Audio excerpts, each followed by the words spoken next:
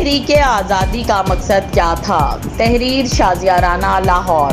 तहरीक आज़ादी का अव्वलीन मकसद हिंदुओं से आज़ादी हासिल करना था।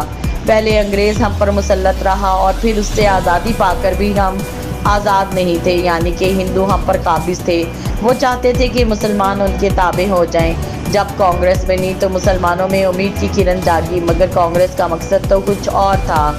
जिसने सबसे पहले तो गाय को ज़िबा करने पर सवाल उठा दिया कि हम इसकी पूजा करते हैं तो मुसलमान इसे क्यों कर ज़िबा कर सकते हैं। आहिस्ता आहिस्ता हिंदुओं की असलियत सामने आ गई कि सिर्फ गाय ही नहीं, वो तो हर चीज़ में हमसे मुख्तलिफ हैं। इस वक्त कायदे आज़म ने दो कौमी नज़रिया पेश किया।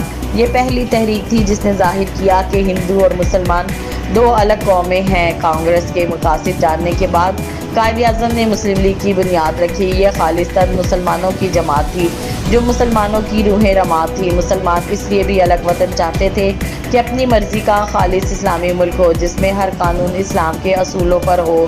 कायदे आज़म एक नहायत पुरतैश ज़िंदगी गुजारते हुए भी उनके दुख से वाकिफ़ थे। आप आखिरी सांस तक मुसलमानों के लिए लड़े।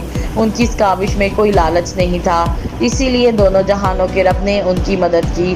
वो मुट्ठी भर मुसलमानों के साथ मिलकर एक अलग मुस्लिम रियासत पाने में कामयाब हो गए।